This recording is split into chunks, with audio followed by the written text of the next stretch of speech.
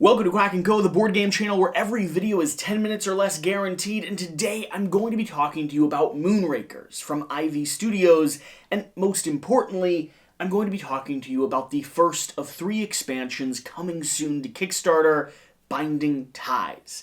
Now, over on the main channel, we're going to have full gameplays of each one of these modules and expansions. We're diving into all of them mixed together, but for a moment, I want to take a step back and look at what each one does throughout the course of the game, how they each change some element or module based off of consumer feedback and playtesting that enhance some core feature. And Binding Ties is going to be working on the top level negotiation, on the relationship you have with the players around the table and how you all integrate that into the experience of the game.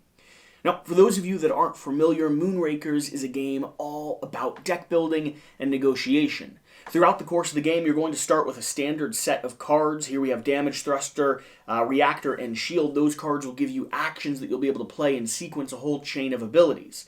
You'll be upgrading your deck and upgrading your ship with special single-use, or not single-use, but special, powerful, constant abilities on your ship, and single-use cards from your deck that'll be characters that'll sometimes summon new cards, add things to your deck, change or manipulate values. The object of the game is to, well, hit 10 victory points.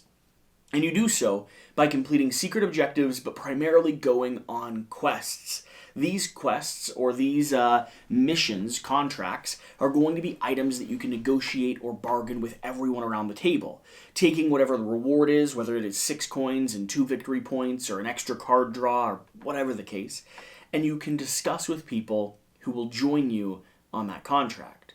The object is to get the best deal possible, encourage negotiation between players, and drive yourself up the victory track by earning coins to upgrade your ship, to upgrade your deck, to go on more contracts, to, like I said, at some point, probably go on some solo missions and secure that final little bit.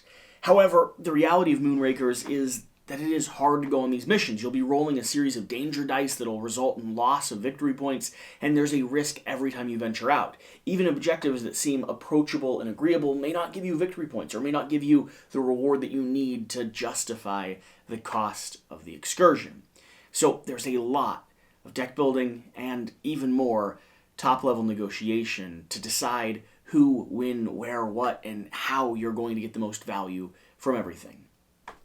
So, Binding Ties. How does Binding Ties dive into Moonrakers? Well, it's going to be adding these module boards that you see on top of my shipboards here, giving me a new way to interact with the negotiation element of the game. You see, in Moonrakers, that negotiation is so group dependent, and sometimes groups will overlook the value of working together. In Binding Ties, that value is obvious. The more you work together, the more you'll be able to raise these little chits on your board, and each one of these can be converted for a series of advantages or special effects and abilities that will help you complete contracts and may give you more victory points at the end of the game. Let's walk through what these do. You'll have 2 top levels here. The top level requires the first top level requires all of one faction's color to be spent. The second level could have resources or favor from anyone's color to be spent collaboratively. So depending on if you've worked with a variety of people around the table or really doubled down your relationship with one individual, that's kind of where this is going to balance out. And you'll want to work with every mission that you can, because every single person involved in every single contract will raise their number by 1 for every time they work together. On the top level here, if you spend 1 of a single color, you'll discard a contract, cycle 1 of those, go find something better. 2 of a single color, you'll earn a coin, which could be what you need to purchase a card. 3 of a single color, you'll draw 1 objective, which could be a victory point, depending on what you draw. 4 of a single color, you'll subtract 2 from any 1 requirement, which could be the difference between completing and solving a mission. And 5 of a single color, and you'll get 1 victory point, 1 prestige. That can drive endgame a lot quicker than the base game. Now, any color, any combination of colors, 1 will get you to discard an armory card, cycle those, draw something else better, plus 1 action, or discarding 2 of a single color, plus 1 action or plus 1 card. Again, that could be the difference between securing victory and not.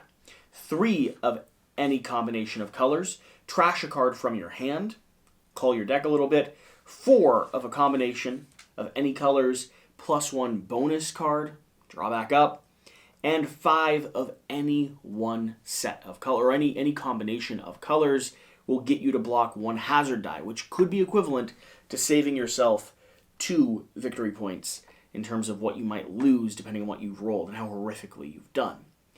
So this is the core feature of Binding Ties. It changes the conversation. Now I want to go on missions. Now I want to take riskier effects. Now I want more people involved in this adventure.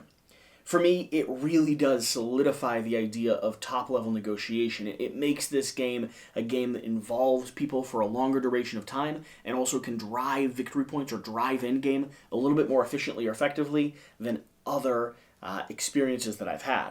Now, along with this expansion, you're going to get a few card pack upgrades and modules, and I'll go through these very quickly. We're going to have a set of missions here. Now, the interesting thing is some of these missions are going to have little colored icons.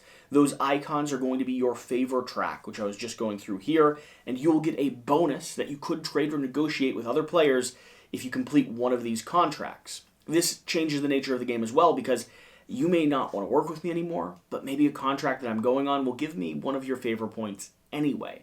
And if you get your own color, it's a wild, meaning you could raise any ones that you would like. We're also going to have a set of brand new ability cards here. These are going to be cards that get shuffled into the main deck, providing a lot of abilities, but also providing new ways for you to manipulate faction rep. Like, for instance, +3 cards, you may trash this card to gain a faction rep. Again, that could be securing yourself a victory point. And then finally, we're going to have some new objectives that deal with faction rep as well, like spend 10 faction rep on the same turn, or join a contract for no reward.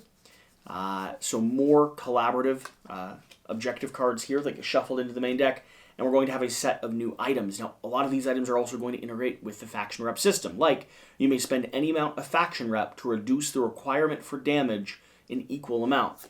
So it's going to change the total value and cost of what you're paying in terms of like your board abilities for some of these more specialized units. Once per contract, you may trash a reactor card from your hand to gain a faction rep.